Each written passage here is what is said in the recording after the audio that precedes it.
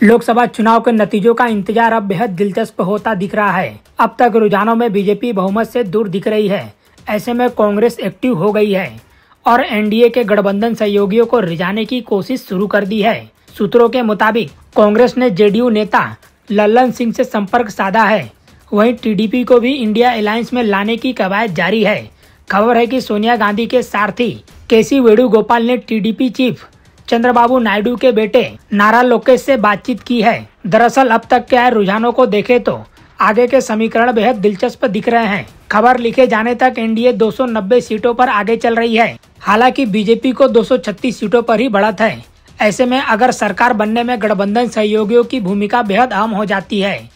यहाँ टीडीपी 16 सीटों पर आगे चल रही है, तो वहीं नीतीश कुमार की जेडीयू 14 सीटों पर आगे चल रही है। इसके अलावा एलजेपी 5 सीटों पर, शिवसेना 5 सीटें और जेएसपी 2 सीटों पर बढ़त बनाए हुए है। लोकसभा चुनाव 2024 के रुझान जैसे जैसे सामने आ रहे हैं, यह तो तय हो गया है कि मोदी का तीसरी बार देश में आना लगभग तय हो गया है।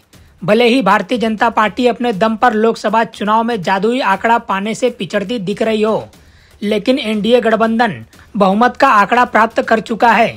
बीजेपी के 400 पार के नारे को तगड़ा झटका लगा हो, लेकिन ओडिशा विधानसभा चुनाव से प्रधानमंत्री की पार्टी बीजेपी के लिए अच्छी खबर सामने आ रही है। अब तक के रुझानों के मुताबिक बीजेपी राज्य में मुख्यमंत्री नवीन पटनायक की बीजू जनता दल बीजेडी की पार्टी को पीछे छोड़ते हुए सरकार बनाती हुई नजर आ रही है। ओडिशा में कुल 147 विधानसभा सीटें हैं। अब तक 145 सीटों के रुझान सामने आ गए हैं।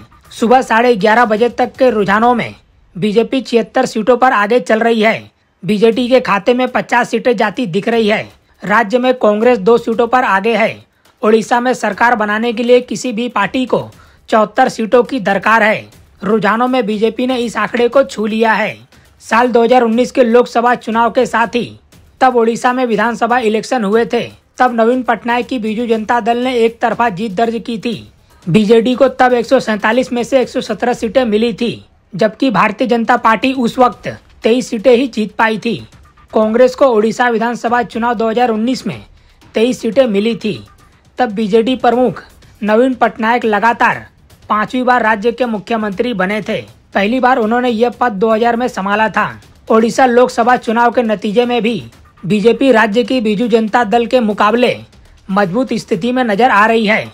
लोकसभा चुनाव में भाजपा ओडिशा में लगभग क्लीन स्वीप करती दिख रही है। यहाँ 21 लोकसभा सीटें हैं, जहाँ 17 सीटों पर बीजेपी आगे चल रही है, जबकि बीजेडी सिर्फ 2 सीटों पर आगे है। कांग्रेस ओडिशा में 2 सीटों पर आगे चल रही है।